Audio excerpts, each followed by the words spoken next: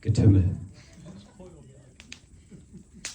Wenn das mal nicht mein Ende ist, dachte ich, und die 12 reglosen Kakasis über mir im Geäst blicken entgeistert. Eines von ihnen in seiner niedlichen, doch sehr selbstgefällig zuckrigen Art sagt, genau. Es war wohl der Chef dieser Bande und konnte offenbar Gedanken lesen, doch leider nicht beantworten. Das verwunderte mich nicht, gelten diese schlauen Tiere doch als Legastheniker. Und es dachte weiter. Es wird nicht besser, wenn du hier nur rumstammelst. Geh weiter nach oben links. Gut, sage ich, betont lässig. Und das Kakasi nun etwas ungläubig in Gedanken. Wie, du kannst Gedanken lesen? Klar, konnte ich. Danke, dachte ich. Mache ich aber nicht. Schließe die Banken, Blödsinn die Augen, gehe einfach weiter. Und nicht wie von den Kakasis empfohlen, sondern nach oben rechts. Denken Sie nicht, ich sei undankbar. Doch bin ich eindeutig schlauer als diese Beiflieger der Birkenhaine. Eine fatale Entscheidung, wie sich schnell herausstellen sollte. Denn nur einen Wimpernschlag später gerate ich in einen Raffenschwarm. Nimmersatte kleine Biester, die einmal von der Uni geflogen vor nichts Halt machen. Ich schlage erfolglos wie wild mit den Armen um mich und fliege doch mit ihnen, auch wenn einige mir dabei an den Ohrläppchen knabbern. Das ist unangenehm, aber unvermeidlich.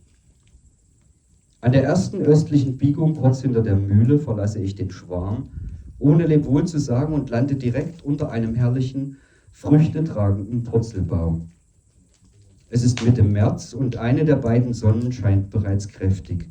Ich pflücke eine reife Purzelfrucht und biege dann wieder zu Fuß scharf links ab, hinab ins Tal. Herrlich. Noch nie vorher hatte ich derart graugrüne Wiesen gesehen, durchmischt mit Wiesenblumen aller Beige-Töne. Es muss um die Mittagszeit sein, denn auch die zweite Sonne steigt nun über den Horizont, kleiner als die erste, doch mit wundervoll zartem Blau. Ich laufe weiter über schroffe Kieselhänge, bis ich schon von weitem eine seltsame Erscheinung sehe. Auf einem großen Ameisenhügel sitzt ein Mann mit langem Bart, fast unbekleidet. Fast, denn er trägt Sandalen und ein spärliches Lendentuch. Vom Gesicht abgesehen ist seine gesamte Haut mit roten Ameisen bedeckt, doch scheint ihn dies nicht zu stören. Noch bevor ich ihn ansprechen kann, zischt er, still, ich lausche den Lispen und Wappen. Der hängengebliebene Gandalf meditiert wohl. Gut, bleibe ich still und setze mich ihm gegenüber ins Gras, ohne Ameisen, dafür bekleidet, und esse den zweiten mitgenommenen Purzel. Gerade als ich den Alten wieder ansprechen will, schlägt dieser die Augen auf, sieht mich mit stechend blauen Augen direkt an und keucht, nimm endlich die Feder aus dem Mund. Ich weiß nicht, was er meint, beginne jedoch instinktiv mit meiner Zunge im Rachenraum zu wühlen. Zu meinem Erstaunen entdecke ich die barocke Standuhr meiner Großmutter, eine Sammlung slowenischer Schellackplatten, mein Schulbrot aus der 2. Klasse in Originalverpackung, meine Seepferdchen-Urkunde, zugegeben, sie klebt etwas an der Brotverpackung, und erstaunlich eine Feder. Die kann mir nur das Kakasi bei der Begrüßung untergeschoben haben. Ich ziehe sie heraus, sie ist purpurfarben, wunderschön, schillert metallisch und sieht aus wie neu.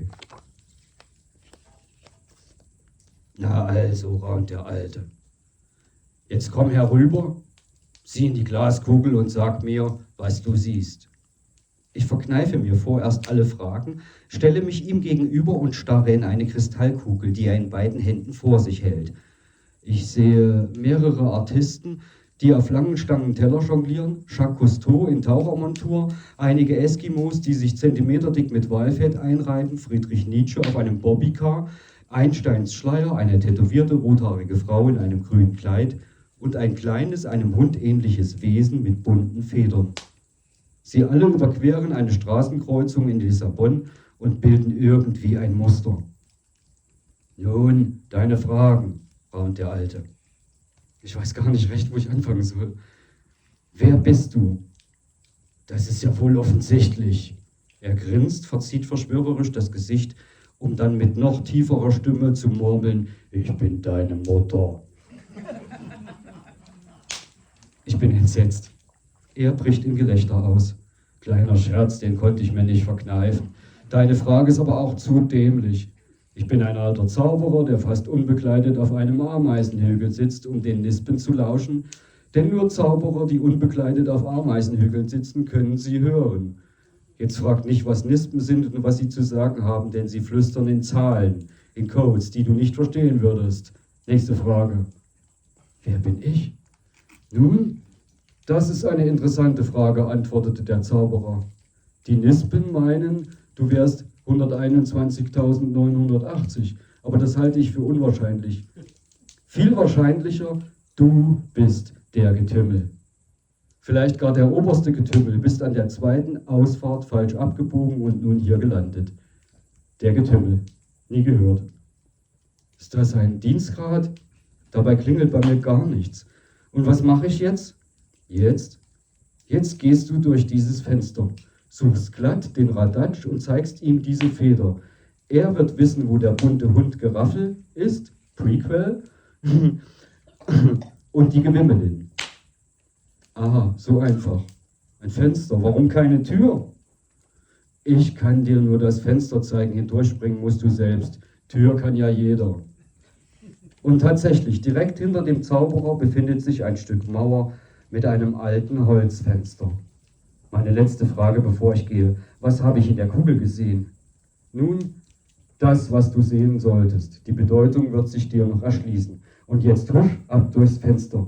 Noch ein Rat mit auf den Weg. Geh schnellstmöglich duschen. Du riechst erbärmlich nach Raffen und diese Viecher mag glatt überhaupt nicht. Ich stehe bereits am Fenster und habe nun doch noch eine Frage. Was ist hinter dem Fenster? Der Alte lacht. Vergiss deine Rachenhöhlen-Barockstanduhr nicht. Ich öffne das Fenster, die Standuhr nun unter dem Arm, die Feder in der Hosentasche und springe kühn hindurch. Wie kann man nur so blöd sein? Bereits im Fallen höre ich den Alten noch sprechen. Analna trachit was betat. Vielleicht bin ich der Getümmel, schießt es mir durch den Kopf. Sicher aber stürze ich ins Ungewisse. Das war's dann wohl. Fortsetzung folgt.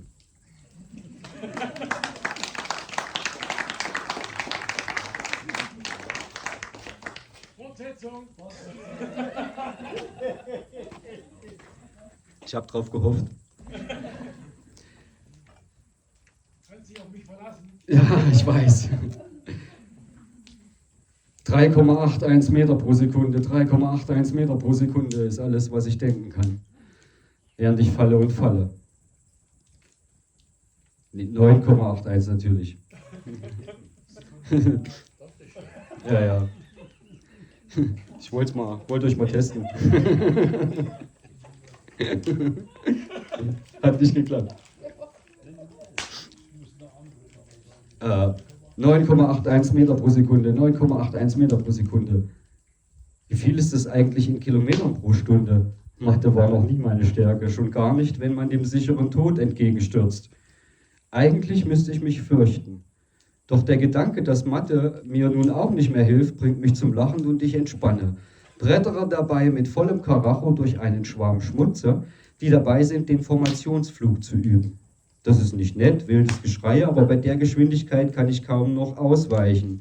Ich stürze inzwischen mit einem Affenzahn, dem noch immer nicht sichtbaren Boden entgegen und bin doch völlig entspannt. So sehr, dass ich die Standuhr verliere und diese nun neben mir fliegt. Schade eigentlich, ich mochte sie. Dafür habe ich einen Affenzahn. Ich drehe mich mehrfach vom Rücken auf den Bauch und wieder zurück, um irgendwas zu erkennen und dabei meine Flugeigenschaften zu testen. Großartig, wenn man endlich mal Zeit hat, seine koordinativen Fähigkeiten auszubauen, Neues auszuprobieren. In einiger Entfernung entdecke ich ein Kreuzfahrtschiff. Auf mehreren Decks stehen Menschen an der Reling und winken mir freundlich zu und schreien Hallo. Ich winke zurück und stürze weiter. Der Fallwind lässt meine Augen tränen, es rauscht mächtig in den Ohren.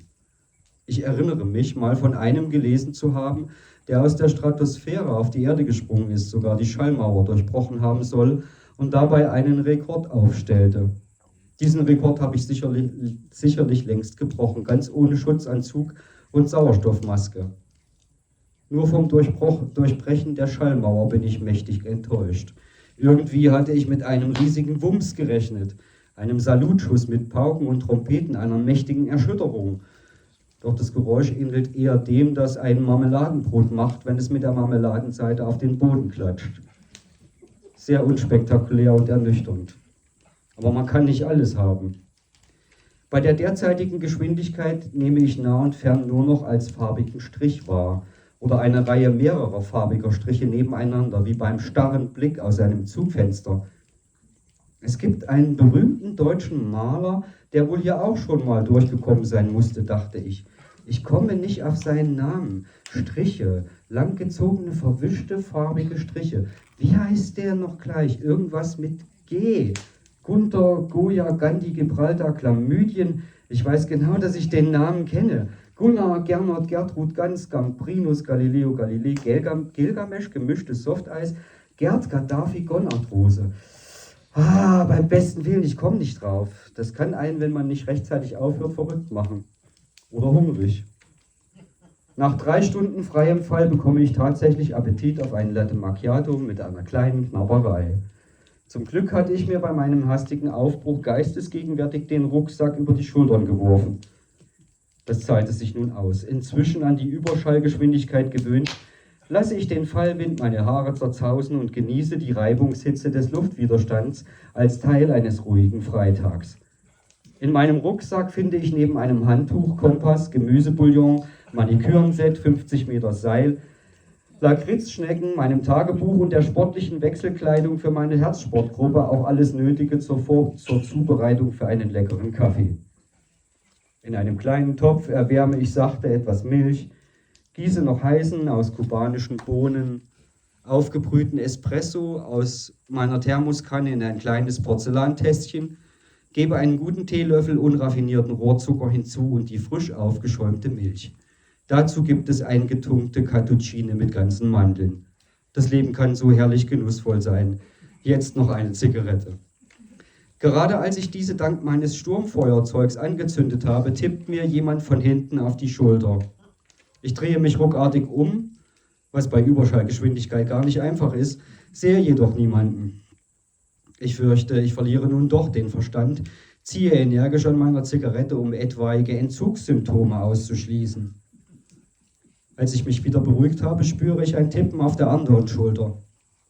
Diesmal bin ich noch schneller im Umdrehen und tatsächlich fliegt direkt neben mir und der Standuhr ein Mann mittleren Alters, gekleidet in Holzfällerhemd, Korthose, Gummistiefeln und einer kleinen runden Brille auf der Nase. Ich wollte Sie nicht erschrecken, Sie haben so genüsslich Ihren herrlich duftenden Kaffee geschlürft.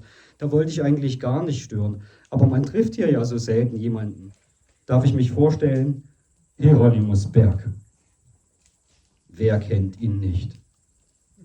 Hieronymus Berg, jüngster Physikprofessor an der Paderborner Universität, Teenie-Star, Verfasser des Bergschen Theorems zum Verhalten von Klappboxen im Quantenraum, Romanautor, unter anderem des Bestsellers Die Katze kotzt im Doppelspalt, Neues von den Schrödingers,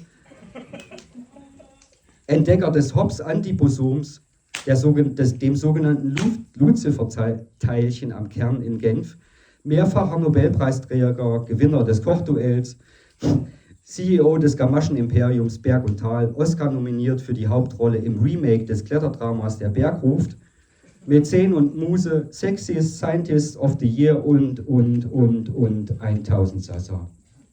Guten Tag, Herr Berg. Ich bin möglicherweise der Getümmel und hoch erfreut, wie geehrt, Sie hier an dieser seltsamen Situation kennenzulernen, schreie ich ihm hinüber. Etwas unwürdig für eine erste Begegnung. Der Getümmel.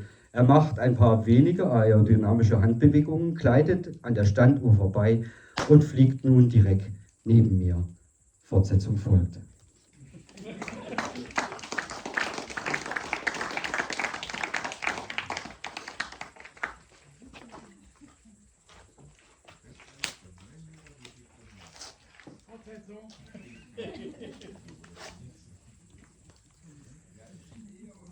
Es ist mir eine Ehre, Sie kennenzulernen. Ebenso, Herr Berg. Nennen Sie mich Hiro. Gern Hiro, nenn mich Getümmel. Nun, Getümmel, wie bist du hierher gekommen? Durch ein Fenster, gesprungen. Oh, das ist ungewöhnlich. Die meisten wurden in einen Spiegel gesaugt, so wie ich. oder durch die Käsetheke beim Wochenendeinkauf. Einige wurden beim Duschen in den Abfluss gesogen, andere fielen in ein Buch. Von einem Fenstersprung habe ich noch nie gehört. Wo sind wir hier? Hiro leckt seinen Zeigefinger an und hält ihn in den Fallwind. Ich glaube in der 14., nein 15. Etage. Dem Geruch nach eher 15. Er grinst. Das ist natürlich Blödsinn. Ich wollte nur schauen, wie du reagierst. Mein Gesichtsausdruck scheint Bände zu sprechen. Oder Hiro kann ebenfalls Gedanken lesen. Also, mein junger Freund, um deine Frage zu beantworten. Bist du mit den Werken von Max Planck, Werner Heisenberg, Albert Einstein, Nathan Rosen und Stephen Hawking vertraut? Nun ja, das dachte ich mir. Dann will ich es sehr einfach erklären. Das hier ist eine Einstein-Rosen-Brücke, ein schwarzes Loch, eine Verbindung in parallelen Universen, ein Tunnel durch Raum und Zeit, ein Kaninchenbau, eine Quantenebene. Wie auch immer du es nennen magst. Ich muss wohl kreidebleich geworden sein, denn er fährt fort, aber keine Angst. Was einen Anfang hat, hat auch ein Ende, Getümmel. Was machst du hier? Und wie kommen wir hier wieder raus? Und wo ist die Toilette? Und wer ist der Getümmel? Und warum ich? Und warum schwarzes Loch, wenn es hier doch so hell ist? Und wie heißt denn nun dieser Maler mit G? Ich bin am Rande eines Nervenzusammenbruchs. Was ich hier mache, ich wollte mit den Nispen lauschen.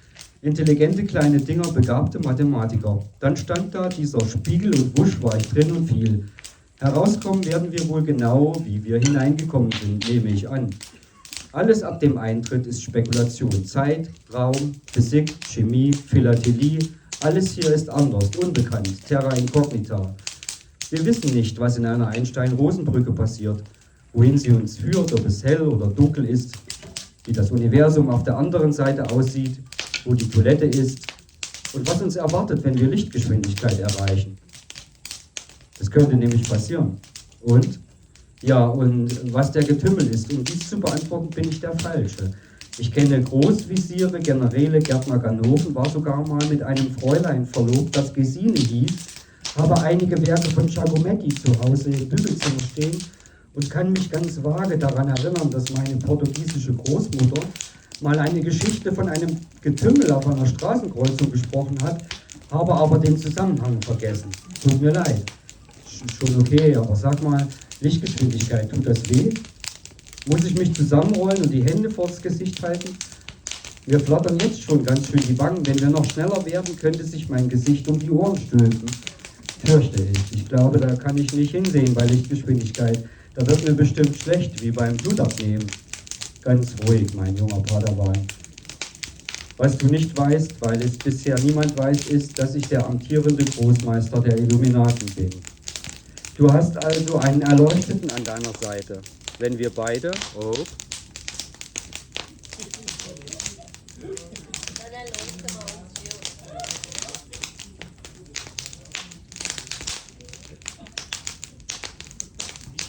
Fortsetzung folgt.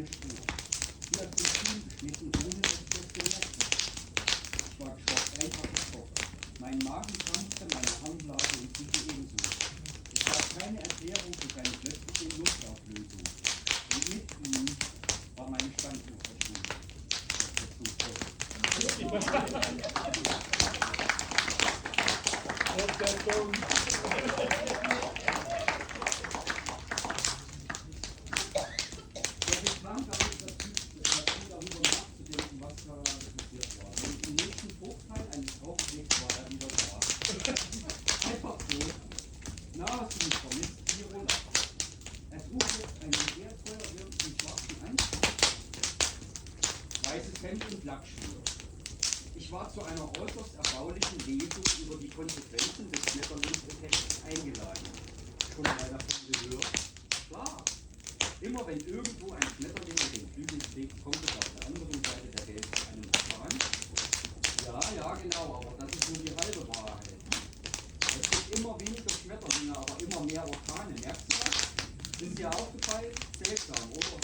Außerdem würde ja eben so der Umkehrschluss gelten. Immer wenn es irgendwo einen Orkan gibt, müssen die Schmetterlinge auf der anderen Weltseite überraschend flattern. Das könnte aber wissenschaftlich nicht belegt werden. Ich dachte, das Schmetterlingsding wäre nur metaphorisch. Dafür, dass alles miteinander in Zusammenhang steht. Eine Metapher. So wie Schrödingers Katze, rote Elefanten und Kakerlaken, die Atombomben überlegen. Du hast meinen wunden Punkt voll erwischt. Hiro verkauft das Gesicht. Wie Kakerlaken, Atombomben? Schrödingers Katze. Immer wieder Schrödingers Katze. Die Miete verfolgt mich und ich hoffe inständig, dass endlich jemand diesen blöden Karton aufmacht, um zu schauen, ob sie nun tot ist oder nicht. 60 Jahre hockt das arme Tier bereits da drin. Was macht der Tierschutz, die UN, die Katzenfutterindustrie? Nichts. Nichts, nicht ein Rettungsprogramm. Ich sag dir, bei einer Schnuhherde oder einem Korallenriff hätte man sich längst gekümmert. Aber bei einer Katze denkt man alle nur, lass die Muschi doch in der Kiste Hunger. Ich habe wenigstens versucht, ihr eine Doppelspalt-Schmerztablette reinzuschmuggeln. Habe ein Buch über den waghalsigen Versuch meiner Rettungsmission geschrieben. Keiner wollte es lesen. 2 Stück habe ich verschenkt.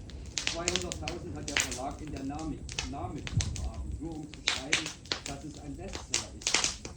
Die machen das ständig, nur um anzugeben, wird vergraben.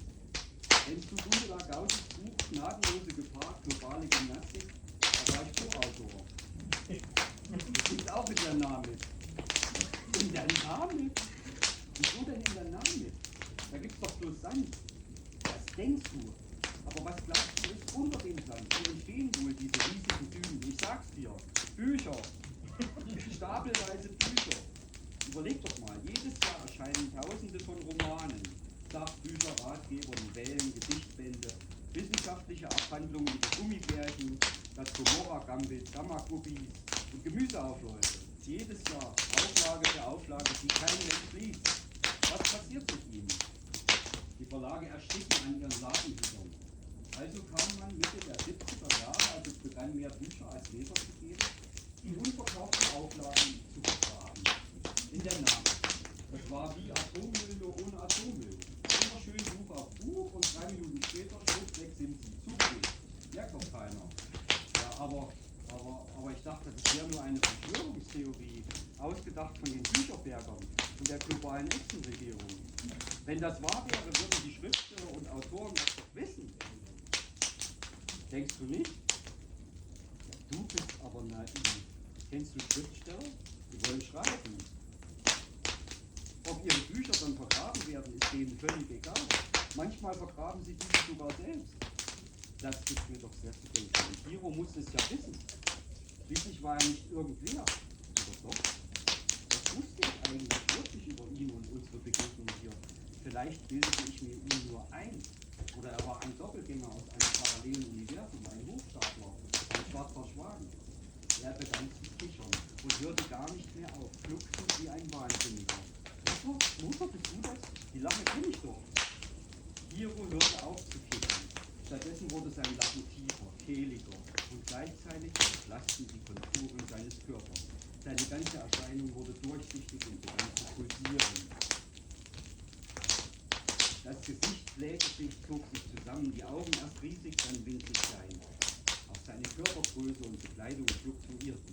Wangen und Bizeps dehnten sich, die Nase erst fluffig, die wurde zu einem Zinken, zu einem Stupsmühl. Ich lehnte mich zurück, zündete eine Zigarette an und wartete gespannt, wo dieses Schauspiel wohl enden würde. Zwischendurch sah es aus, als würde er platzen wie ein Luftballon. Zumindest rechnete ich jeden Augenblick damit, doch es geschah nicht. Stattdessen zog er Grimassen, wechselte von Turm zu Lackschuhen, fuchtelte die Wild mit den Armen, als könne er fliegen, was er ja tatsächlich tat. Aus dem feinen Anzug wurde ein Kimono, dann eine Lederon-Schürze, ein Trainingsanzug, dann ein Badeanzug. Ein Anblick, den ich lieber nicht gesehen hätte. Dann eine Ritterrüstung, ein Kilt, ein Raumanzug, seine Körperform wechselte von männlich zu weiblich zu amöbisch. Was war das? Eine Subraumanomalie. Hier noch einmal konnte man ein kehliges Lachen hören, dann verlangsamte sich der Prozess der Verwandlung. Gleichzeitig nahm die Fallgeschwindigkeit der Schubert zu. Der eben noch neben mir schwebende Hieronymus Berg wurde kleiner und kleiner und noch immer wandelte sich sein Aussehen rasant. Mal trug er die Kleidung eines Anglers, dann die einer Stripperin. Nur um kurz darauf in den Fellen eines Eskinos weiter zu schrumpfen.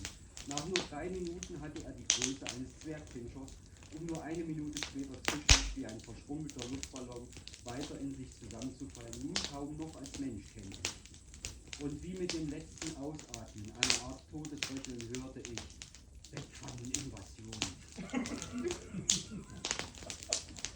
Kann aber auch sein, dass er Unschärferelation oder Startzeitapplikation gesagt hat. Es pfiff und klingelte einfach zu sehr in meinen Ohren, um seinen letzten Worten für die Nachwelt zu erhalten.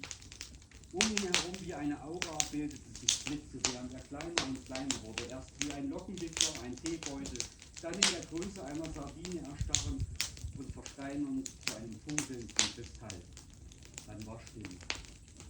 Abgesehen vom Mörderungskrach des Fallwinds. Fortsetzung folgt.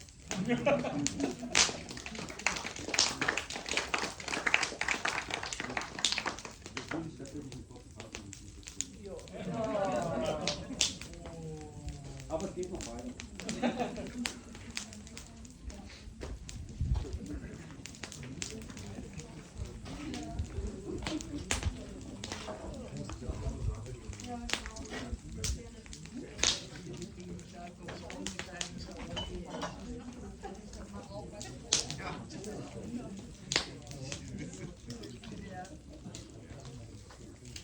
Das ist dir alles eingefallen.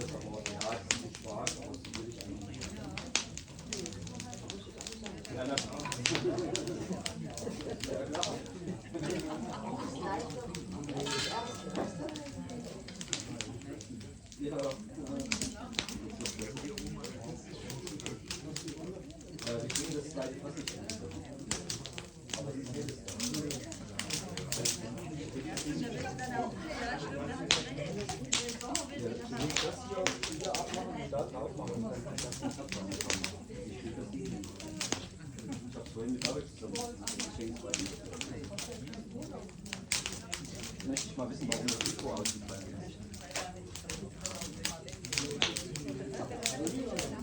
Nee, ich hab ja Batterie vom Mikro.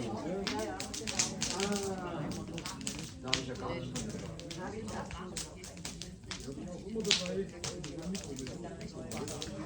Alles gut.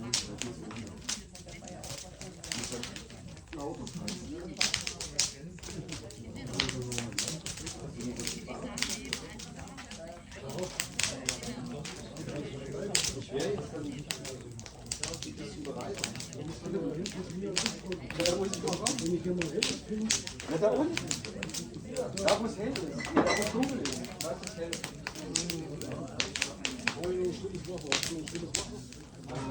Dieses habe ich nicht mehr aufbereitet. Ich habe nur einen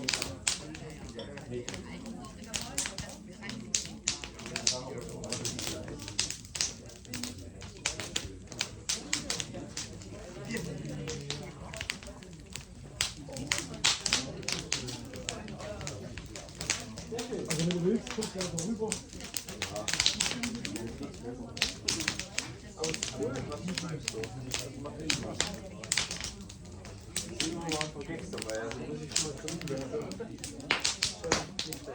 Also der Gefühl ist nicht wirklich eine Ausnahme, weil ich habe eben so gesagt, eigentlich möchte ich nicht. Ich kann das zwar, ich mache noch eine Ausnahme, Aber das ist das, was du auch machen wolltest, ne? das Gefühl hätte ich oben gemacht, war eng drumherum und vielleicht auch noch. Natürlich war es Kosten Zeit, so, ja, ich bin nur eingeladen, weil ich besser bin als ich. Das war's.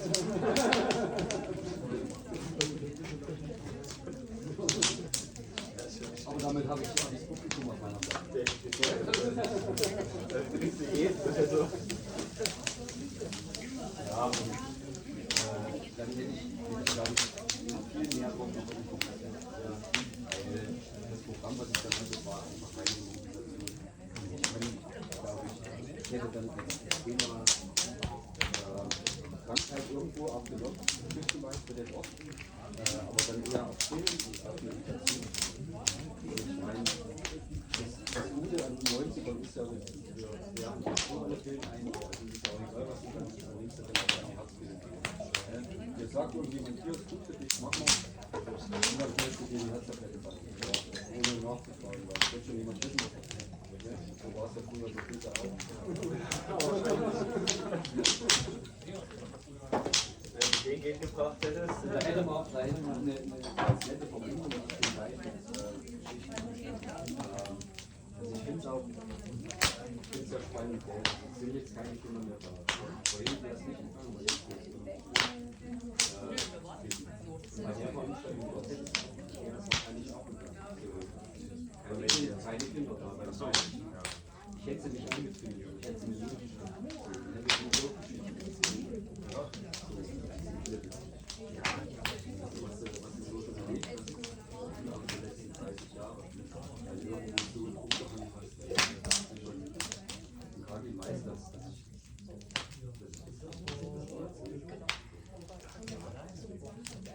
nee, ist so ein Gag. Also von daher, nee, hätte mich eigentlich auch interessiert, schade, dass es nicht geklappt hat. ja, ich mache das bestimmt auch. Gerne, gerne. Dann ich halt Spaß. Ja. Das ist schon nicht der Teil,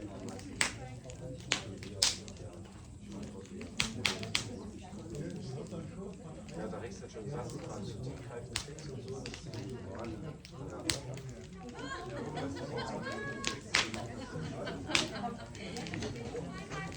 Aber man muss schon sagen, man hört schon gerne zu und das Schöne ist, man findet sich auch ein zu der Fantasie.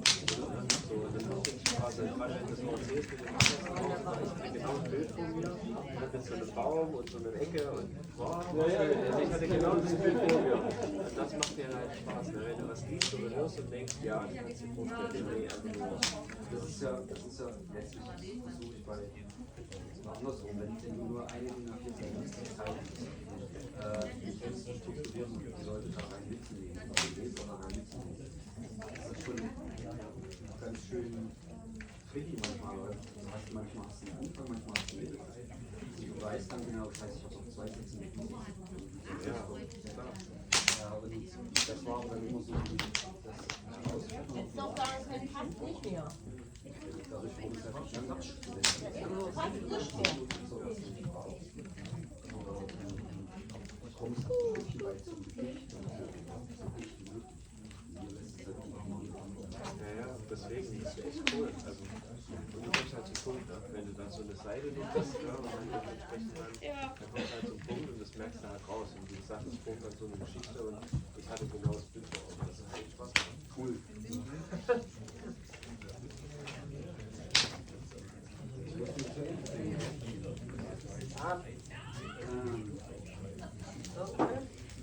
Aber das ist ja langweilig.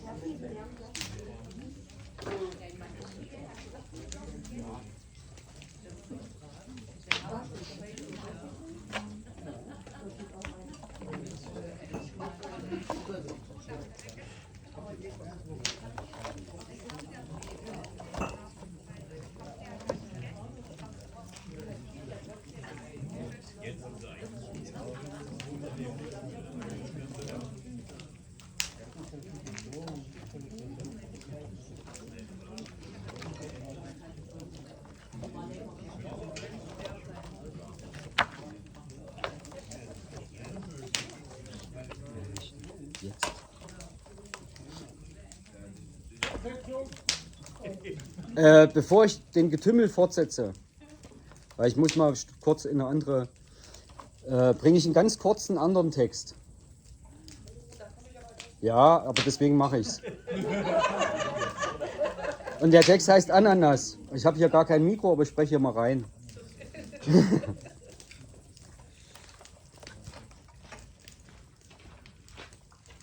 Ananas.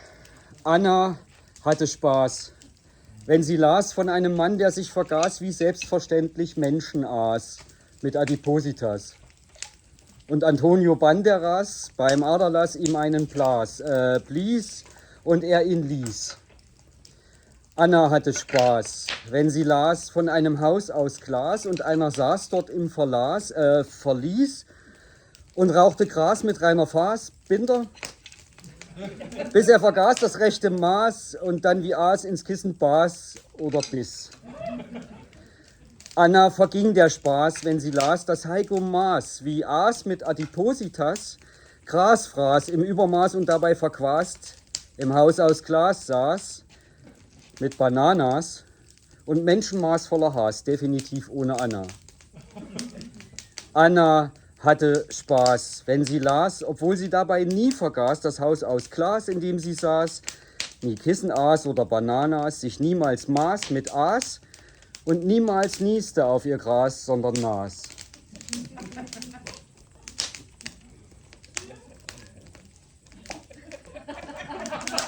Kann man schon mal machen, oder? Ja, so Blödsinnsgeschichten fetzen schon irgendwie, aber im Endeffekt will ich so nicht schreiben. Und das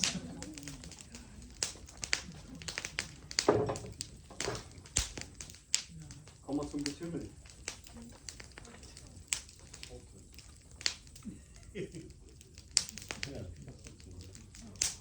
Kommen noch 2 Teile.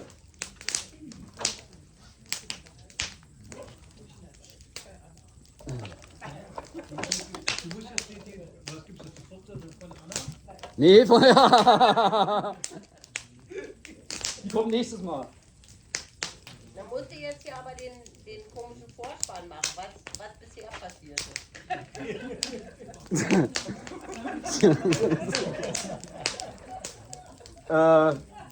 Ja. Rückblick, auch nicht. Also Freakwell hatte ich ja schon, aber so eine Zusammenfassung fällt mir recht schwer.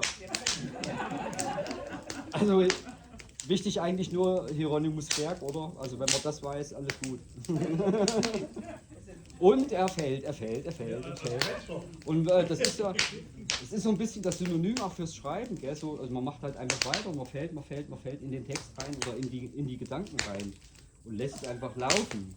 Und dann taucht meistens natürlich Blödsinn auf.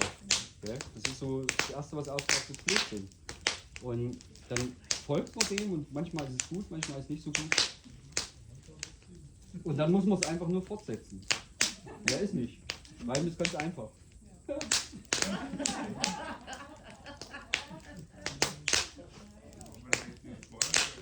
finde es immer ganz amüsant, wenn irgendjemand sagt, darüber könnte ich ein Buch schreiben. Also wer das je versucht hat, so einfach ist es nicht. Und ich habe kein Licht, das ist einfach zu dunkel.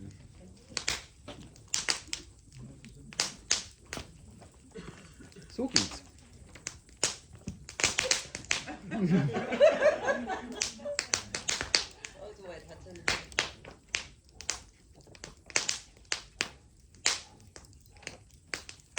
Abgesehen vom mörderischen Krach des Fallwindes. Oh, cool. Jetzt wissen wir wieder was. Ein Chrysoberyll. Mal blutrot, dann wieder Unkenteichgrün bis sonnenuntergangsgelb funkelnd. In der Größe eines Weinkorkens flog direkt vor mir. Beste Schmuckqualität oder aber sehr saubere chinesische Zucht. Wer vermag das schon auf Anhieb zu sagen? Ich jedenfalls nicht. Und so griff ich beherzt nach dem Stein. Er war warm und weich in meiner Hand wie ein Taubenei. Ich hätte ihn gerne behalten, aber das ging nicht.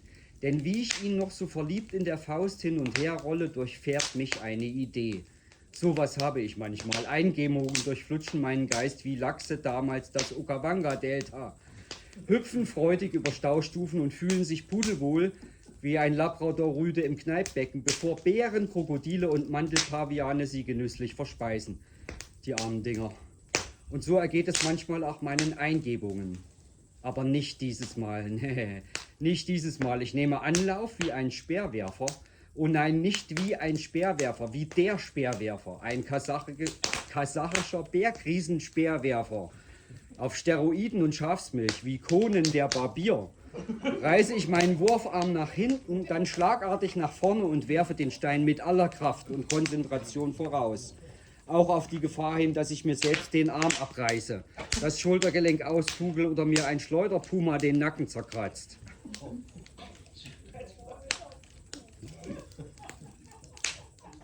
Ja, manches braucht ein bisschen. Der Stein fliegt und fliegt und fliegt und funkelt dabei wie eine Diskokugel im Pilzrausch. Er ist 10, 15 Meter entfernt, da passiert das Ungeheuerliche. Er zerplatzt ohne Einlaut, wird zu einer schimmernden Wolke aus Kristallstaub, die funkelnd weiter hinabsaust, sich dreht wie ein Strudel oder eine Windhose mit Hawaii-Muster, immer schneller um ihr Zentrum. Und dann sehe ich es, ein schwarzes, eher dunkelgraues, taubengraues, mittelblaugraues Loch. Bewegungslos in der Mitte des Strudels aus Chrysoberyll. Wow, was für ein atemraubendes Bild. Und es scheint so, als würde der Staub vom Loch angezogen. Mir blieb ein Moment der Überlegung. Was hatte ich getan? Ich muss wohl kurz vor Lichtgeschwindigkeit gefallen sein und hatte den Stein mit meinem Wurf über diese hinaus beschleunigt. Hatte mal eben Albert Einstein widerlegt, denn Chrysoberyll kann über Lichtgeschwindigkeit. Einstein wäre bleich geworden, hätte er dies gewusst. Doch dies konnte er nicht, weil er ständig seine Haare bändigen musste. Aber ich wusste es jetzt und hoffe doch sehr, dass diese neuen Erkenntnisse künftig in die allgemeine Getümmeltheorie, in die Poesiealben der Physik eingehen. Das mittelgraue Loch in der Mitte des strudelnden Chrysoberylstaubs schien mich anzuziehen. Ich hatte das Kapuzenshirt mit dem Aufdruck Aldi Nord aus meinem Rucksack gewirbelt und mir um die Schultern gelegt. Noch ahnte ich nicht, was es vorhatte. Da gingen mir bereits die Schnürsenkel auf und der Fallwind zog mir die Schuhe von den Füßen, inklusive der Socken. Ich wusste nicht, was ich tun sollte, also tat ich einfach nichts. Soll das Loch doch ruhig kommen, und es kam. Mit nackten Füßen voraus sog es mich in den Strudel. Windstill, vollkommen windstill. Es war so leise, dass ich meine Gallenblase hören konnte, wie sie Gallensaft in Form von grünen Klipper speicherte. Und ich fiel nicht mehr, ich stand. So war nicht erkennbar, worauf ich stand. Denn unter mir, neben mir, ja sogar hinter mir, dafür musste ich mich kurz umdrehen, war nichts. Mittelgraues Nichts, soweit meine Augen blicken konnten. Das Mittelgrau enthielt Schlieren, war in Bewegung. Mein Magen begann zu knurren. So laut war der noch nie vorher. Ich versuchte mich zu sammeln und zu sortieren. Ich war noch da, mein Rucksack war noch da, meine Schuhe nicht. Und irgendwie weder unter meinem Arm noch in den Grauschleiern konnte ich meine Barockstanduhr erblicken. Sie hatte es wohl nicht geschafft. Und ich dachte mir, wer weiß, wie lange die Ruhe anhält. Ein guter Zeitpunkt für ein Nickerchen. Fortsetzung folgt.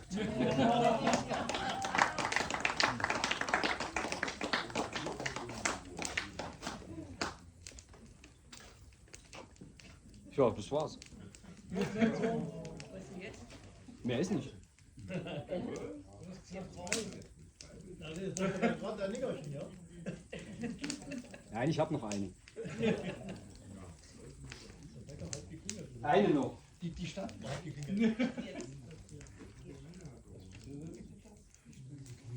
Eine noch.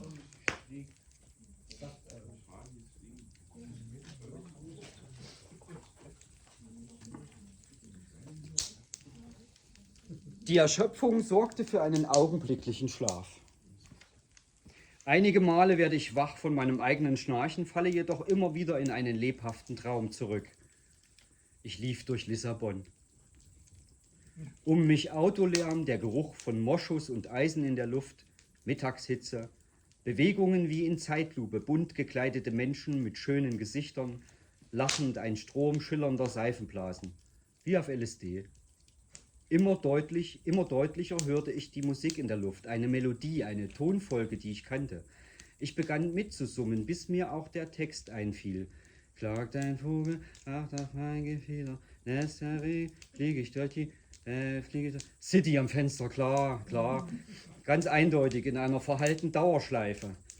Ich begann zu rennen, nahm Treppenabsätze wie im Flug, sprang 20 Meter weiter über Mauern, als würden meine Füße den Boden kaum noch berühren. Und dann, tatsächlich, bei einem weiteren Treppenabsatz hatte ich keinen Boden mehr unter den Füßen, geriet in einen Gleitflug.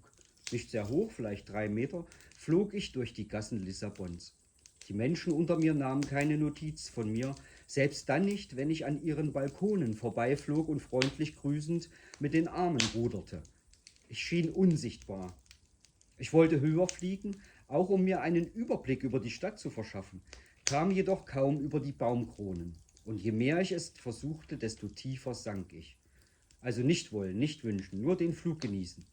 Ich wurde langsamer und sank, erwachte kurz mit Sabber im Mundwinkel, schlief jedoch sofort wieder ein. Und tatsächlich befand ich mich wieder in diesem seltsamen Traum. Noch immer flog ich, doch der Boden kam näher und näher, bis die Schwerkraft mich erfasste, ich mit beiden Füßen gleichzeitig landete und einfach weiter ging. Ein seltsames Paar kam mir entgegen, und ich sage dies ganz bewusst, auch wenn ich Seltsamkeiten kaum noch als solche empfand. 2 altertümlich, bäuerlich gekleidete Frauen, jeweils ein Kopftuch über Frisur und Nacken geschlagen, in weitem dunkelblau-grauem Kleid und Leinenschürzen, Holzpantoffeln an den Füßen. Sie sahen aus wie aus der Zeit gefallene Geister oder Tanten 8. Grades. Eine Heimsuchung. Und genau vor mir blieben sie stehen, wie ich vor ihnen. Beide entmusterten mich von oben bis unten. Wie ein Zwillingsskorpion vor einem Prada-Schaufenster starrten sie, entmusterten mich von vorne und von hinten, beiden Seitenprofilen, wollten, dass ich ihnen lächelnd meine blanken Zähne zeige, mein Shirt hochzog und wie Johnny Weissmuller als Tarzan posierte, meine Bauchmuskeln anspannte, die ich im Traum natürlich tatsächlich hatte, in die Luft sprang und dabei klatschte oder Tierlaute von mir gab. An dieser Stelle kam mir das Ganze dann doch komisch vor. Waren das Nispen? Im Moment dieses Gedankens gingen sie weiter ohne ein Wort, als hätte ich sie beleidigt, wie Gerda und Gerlinde, obwohl sie beide doch Genevieve hießen. Ich erwachte unfreiwillig, hielt mir die Hände vors Gesicht, doch dazu später, und verstand ganz genau, wem ich gerade begegnet war. Dem Geschwisterpaar Klatsch und Tratsch aus Garmisch-Partenkirchen, den Verbannten. Dereinst waren 5 Schwestern, 3 von ihnen wurden berühmt als Schicksalsschwestern, in der Lage, die Zukunft zu sehen. Doch 2 von ihnen waren dazu nicht in der Lage. Eine Zeit lang wurden sie im Familienunternehmen angestellt, um das rückwärtige Geschäft zu leiten, mitgeschleppt, um Bürokram zu erledigen. Grunderwerbssteuer, GEZ, Gasumlage, Kaffee kochen für alle, waren die guten Seele des gesamten globalen Unternehmens. Doch die Schicksalsschwestern wurden übermütig und hochnäsig. Bis zum Tag, als Genevieve den Kühlschrank offen ließ und das ganze Stracciatella-Eis, das Lieblingseis der sehenden Schwestern, schmolz und vergammelte. Die wurden böse, weil sie derlei nicht vorhergesehen hatten, und verbannten Genevieve und Genevieve, um in aller Träume die Wahrheit zum Unfug zu machen. Und ihre Rechnung ging auf. Keiner kam mehr, um mit Fragen zu nerven. Albernheiten wie, was soll ich tun, welchen Sinn hat das Leben, gibt es noch Eis irgendwo? Endlich war Ruhe, kein unverhoffter Besuch mehr vor der Tür, der lästig Samstagabend klingelte, nur um nach Süßen oder Saurem zu fragen oder wissen wollte, warum ausgerechnet Garmisch-Partenkirchen und nicht Gosewitz oder Gummersbach nicht scharf war auf die Lottozahlen von nächster Woche oder dem letzten Gallenstein der Weisen. Der Traum schien mir etwas sagen zu wollen, aber ich wusste beim besten Willen nicht was, auch nicht warum. Noch immer die Hände vor dem Gesicht, öffnete ich die Augen nur einen Spalt breit. Jemand saß auf mir und hatte mir mehrfach Ohrfeigen verpasst, bis meine Wangen glühten, hielt noch immer die Hand erhoben, um zum nächsten Schlag auszuholen. Ich schrie ihn an, hör auf, ich bin wach, ich weiß, wo du wohnst. Das war gelogen, aber den Versuch wert. Mit körperlicher Gewalt konnte ich nicht umgehen. Schon gut. Das Gewicht auf meinem Brustkorb nahm ab. Noch immer benommen vom Traum und den Schlägen, richtete ich mich auf und öffnete nun auch ganz die etwas verschwollenen Augen. Da stand er, umgeben von grauem Nebel, wie Cristiano Ronaldo beim Freistoß. Und er sah genauso aus wie ich. Fortsetzung folgt. Und da ist tatsächlich Schluss.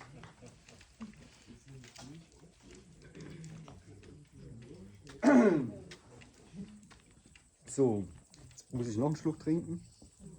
Mach mal wie Musik. Ja, ich mach.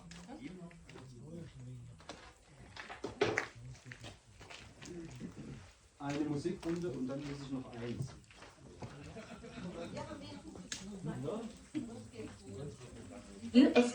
AUX mode. FM mode.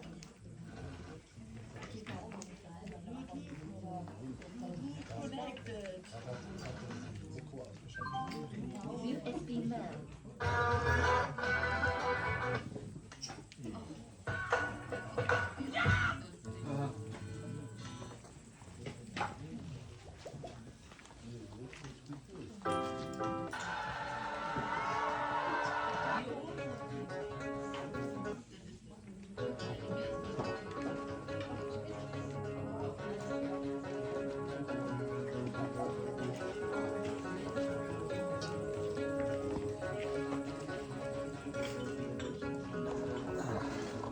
Wird noch fortgesetzt, aber anders.